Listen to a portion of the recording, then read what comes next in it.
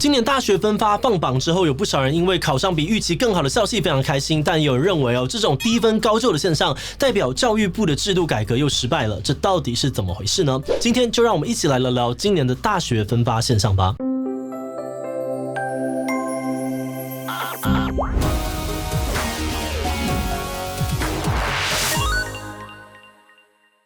Hello， 大家好，我是志奇。今年是大学考招制度大改革、取消指考的第一年，而这个新政策上路之后，今年就发生了一些有点奇妙的现象。首先是很多的国立大学发现招生还有很多的缺额，再来有很多考生发现自己考上了比预期还要更前面的校系。有些人批评这种低分高就的现象代表新的考招制度并不公平，等于是把上半年那些认真准备申请入学的人都当笨蛋了。但也有人认为并没有所谓公不公平的问题，能够在制度当中得利的人可能也是有下苦功，不应该只用分数来评断一个人的价值或努力。先不管哪一边讲的对但很多人考得比预期好，应该确实是有一些可以讨论的地方。所以今天呢，我们会先来看看今年的分发入学到底发生了什么事，而这个新的考招制度大家又是怎么看呢？不过在开始之前，按照惯例，先来进一段工商服务时间。面对青春期的孩子，怎么样开口谈性别、外貌、性征，可能是家长还有老师们最关心却也最苦恼的一件事。所以这一次，卫生棉品牌爱康决定协助各位家长还有老师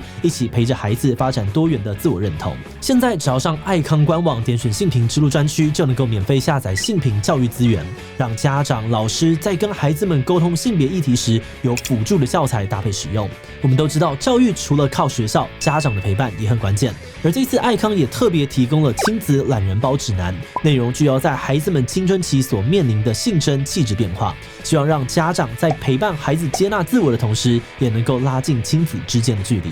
想要知道性别议题该如何谈起吗？那就赶快点击我们资讯栏的连结，下载爱康性别指南吧。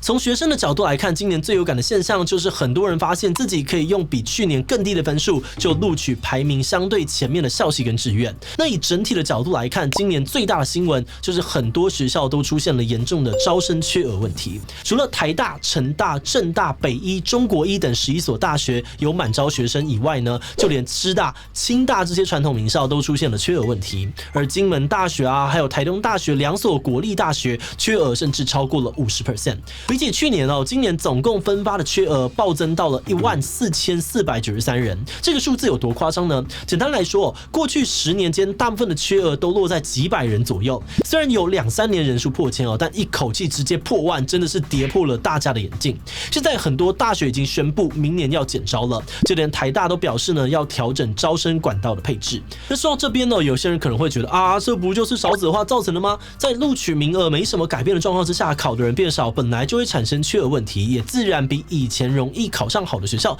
这应该没有什么好吵的吧？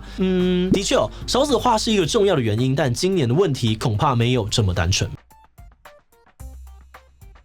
从数据上面来看，去年的分发大概是35000人要抢36000个名额，但今年报名分发入学的只剩下25000人，就有39000个名额可以分。就算你不是数学家，简单一算呢，也会知道大量缺额是一定的。所以只要呢考生们有多填几个志愿，他们很容易就会递补到更前面的志愿，导致所谓的低分高就现象。而另外值得注意的是，今年参与登记分发的考生整整少了1万人，这当然可以说是因为少子化的关系。不过就有不少考生跟家长表示，这是因为身为考招改革第一年的白老鼠，大家都很焦虑，所以上半年在申请的时候呢，觉得有还可以接受的校系就先去念了。也就是说，参与分发的人数变少，不单单只是因为少子化，而是有很多人不敢冒第二次险，所以选择在申请入学的时候就采取比较保证的选择。而另外，刚刚我们也看到，今年除了登记分发的考生变少之外呢，分发名额也变多了。但吊诡的是，和去年相比，今年其实很多学校的申请入学名额也没有招满，而那些因为申请没满，所以回流到分发的名额就高达了14000个。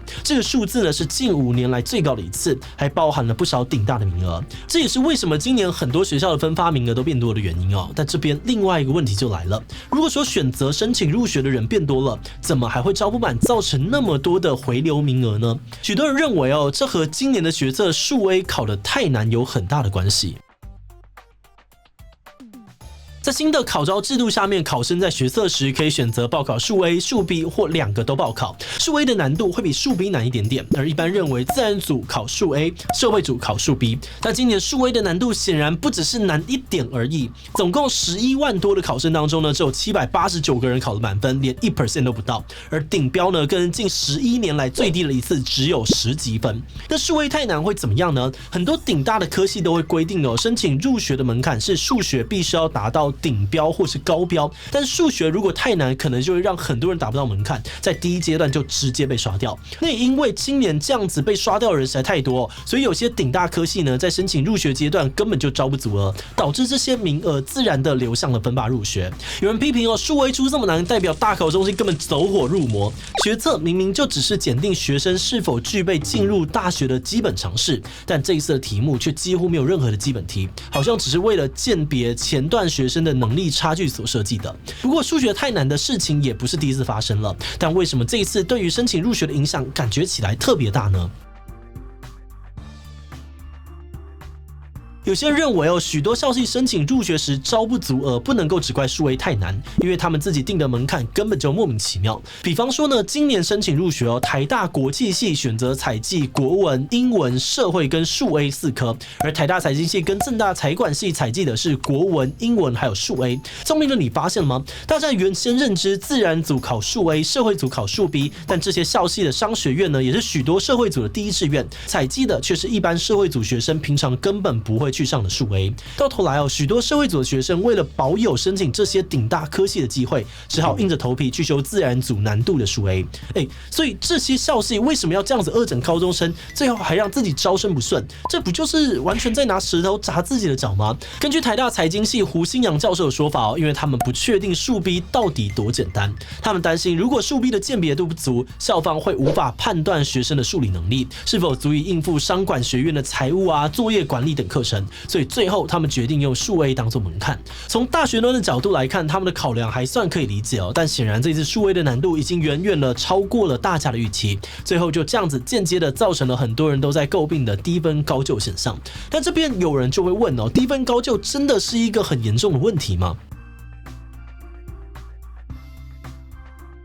从多元入学制度开始到现在一直都有所谓低分高就的问题。每年的放榜季总是可以看到几分几分也能上台大的新闻，底下留言也会伴随一些批评的言论。这些言论通常会说，以前联考时代很公平，你多努力呢就能够考几分，你考几分呢就能够上什么学校。但多元入学制度就会让一些没那个实力却很会钻漏洞的人抢到好位置，导致一些认真念书、分数也考得不错的人失去他原本应得的入学名额。在这一派的观点眼中呢，低分高就是一个很大的问题，因为它代表着制度的不公平。但也有一些人并不认同这样的说法，他们认为如果多元入学真的让越来越多的学生可以用相对低的分数考上前段甚至顶尖的大学，那就正代表着目前的制度或许真的有达到翻转阶级的效果。因为过去能在联考中取得高分的人，很多原本的家境就不错，相对来说分数比较低的人未必就是不认真或天分比较差，有可能他只是缺乏教育资源。那后来的制度等于是给这类的学生有更多翻转命运的机会，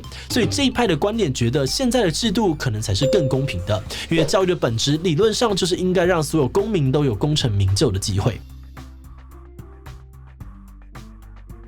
在研究大学考招的时候，我们发现低分高就这件事情真的是许多人的痛点，也往往是考招制度的讨论当中最有争议的部分。我们认为这背后反映的是每个人对于公平的想象非常的不同。什么算是公平，什么算是正义，这真的是一个非常非常难讨论的议题。以低分高就的现象来说呢，有些人在意的是制度能不能够让考生付出的努力得到相对应的回报，有些人在意的是制度有没有让更多人都有可以翻身的机会。那当双方在乎的前提或是价值都很不一样，而且又没有发现的时候，讨论就很容易变成互相。那就算彼此都能够意识到其实大家只是价值观有落差，但到底最后应该以哪一套价值观呢为基础来订定制度，讨论起来又会是另外一个层面的问题。那以我们的角度来看呢，或许这一次更关键的问题并不在于低分高就，而是政策确定之后呢各种执行面上的状况。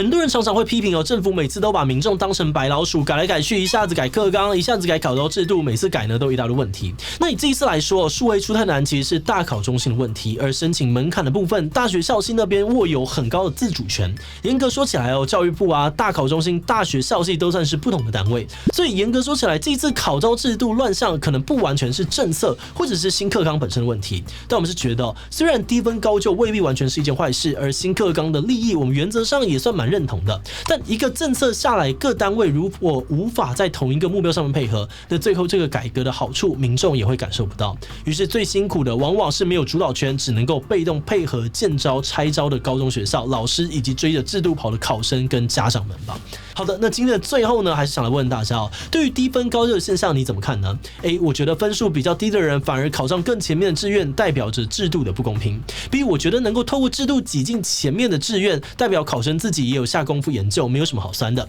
C， 我没有什么意见但跑去念超出实力很多的学校，后果要自己负担。D， 不懂为什么要执着这件事情我觉得考招制度还有其他更严重的问题啊。以其他留言分享你的想法吧。最后，如果你喜欢今天影片，欢迎放出去，让更多人知道今年大学考招发生了什么事。此外呢，也可以点这个地方看指考走入历史以及学士历程档案的相关影片。那么今天的志祺七七就到这边告一段落，就明晚再见喽。